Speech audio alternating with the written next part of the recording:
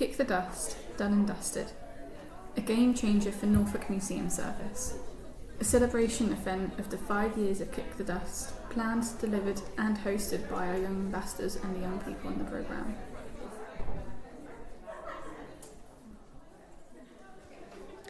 The most important thing Kick the Dust did for me was increase my confidence through representing the voices of other young people, inspiring me to pursue a career in the museum sector by showing me that it's a place where I'm able to make positive institutional change. During my time at Kick the Dust, I gained hands-on experience with the industry I want to work for, all while becoming more proficient in the skills I need to get myself there and giving me the confidence I need to take the next step in my career. Kick the Dust has given me the confidence and skills to pursue the career of my dreams. What is Kick the Dust? I'm really proud to be part of such a great organisation that is just as passionate as me about making sure the voices of the future generation are heard loud and clear. And this is what is so exciting about being involved in heritage, especially as a young person, because not only do you learn about the past, but you actively get to put your own stamp on history.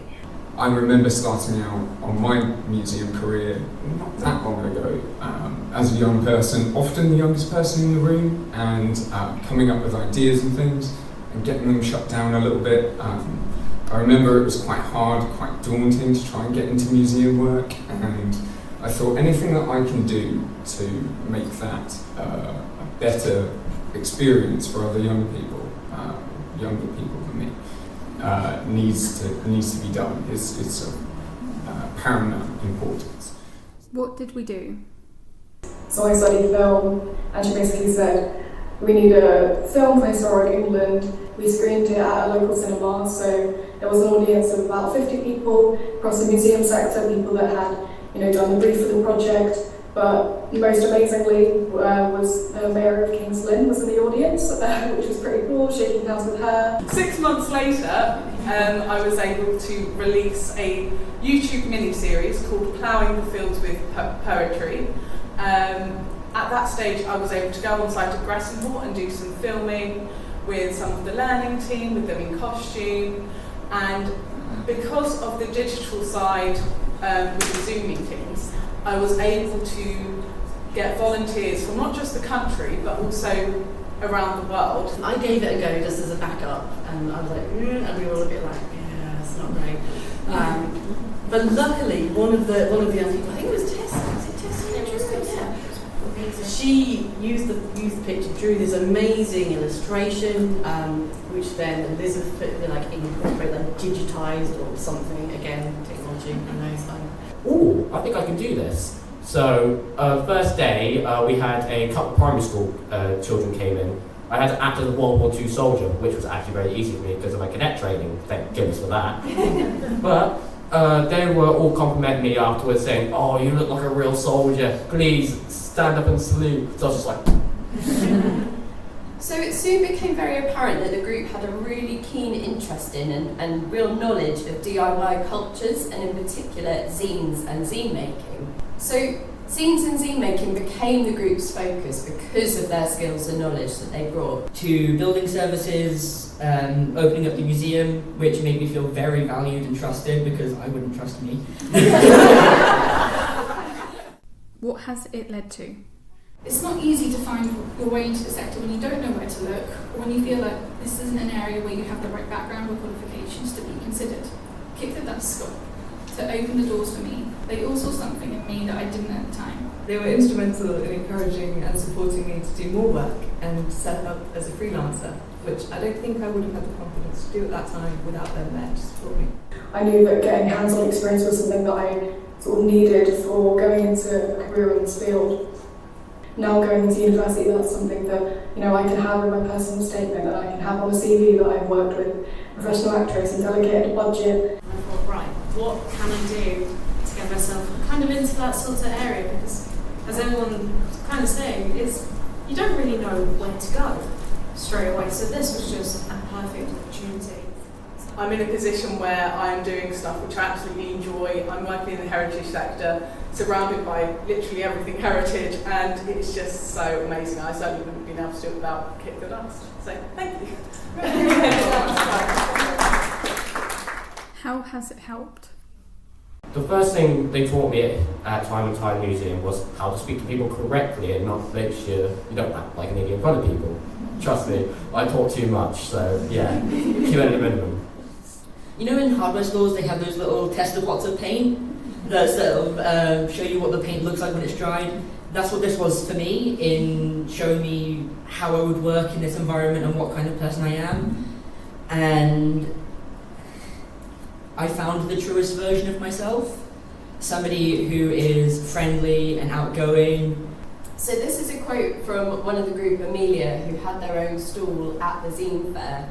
And they said that Young Heritage Collective has been genuinely life-changing. It has enabled me to develop creatively to the extent that I now see myself as an artist, but hadn't before.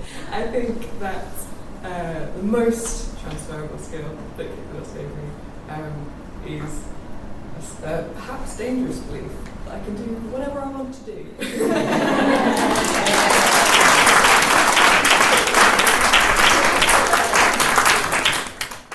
How has it changed Norfolk Museum service? The impact of Kick the Dust has been immense, and I stand here now absolutely delighted that what we envisaged over 4 years ago has been achieved, with young people now at the very heart of everything we do as an organisation. As I'm sure you know, our National Lottery Heritage Fund supported Kick the Dust project is our flagship programme for youth engagement and has effectively paved the way for our whole approach to youth engagement going forward. Institutional transformation means a profound change within an institution which, as a consequence, also affects the outside environment. Frankly, taking Andrew out of the conversation for a minute, sorry Andrew, just looking at us as a service, we've been able to develop 2 of our best front of house staff members, one of whom managed to secure a promotion shortly after, so that for me is the core of this, from our side, is this presents an opportunity to develop your own staff, to build the museum service, to strengthen the museum service, to show the value in what we do, and also to develop young people is just, the cherry on top of the cake. So one of the examples of this is Rachel Williams was talking about the fact that one of the young people she was working with wanted to put on a real medieval banquet. And they went, yeah, all right then, go on then, let's do it.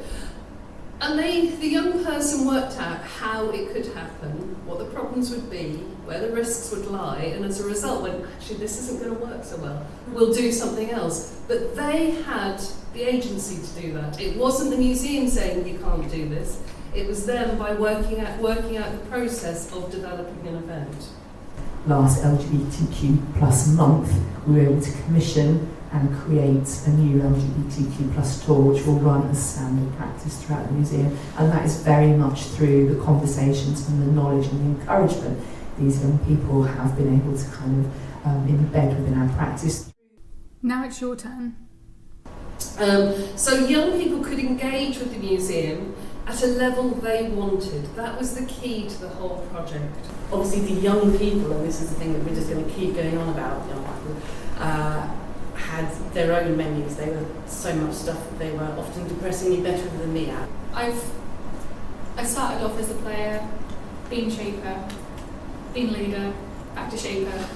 There's no one way about it. It's how a young person feels they can develop. I remember, I hope you don't mind me saying Andrew, but I remember Andrew approached me one day and just said, I'm having a bit of this this feeling that, am I good enough to do this? Should I be doing this opportunity? That imposter syndrome. And I just had a bit of a one-to-one with him and said, look, that feeling doesn't really ever go away. I get that all the time. The ability to kind of shape it and pursue their own interests has been really, really important. Mainly it was to do with customer service, accountancy and paperwork and stuff like that. Personally, not my cup of tea. I'm not really that good at that kind of thing, but I gave it a good shot and I asked them, is there anything else I can do that would improve myself better? Because I don't think in my personal experience that this is what I want to do if I was working in a museum. So they stuck me on the educational team, which I absolutely loved. What advice would you give to another young person thinking about applying for something similar? Just start, because I think there's sometimes some pressure to be like, oh, you have an interest, so you need to come up with something, and then we can do what you want to do, which is great, but sometimes that can be a little bit daunting at first. So if you just start. From day one, I felt like a true part of the team, and I think if I could work anywhere in the world, it would be there. Kick the Dust is made possible with support from the National Lottery Heritage Fund, thanks to National Lottery players. Thanks for watching.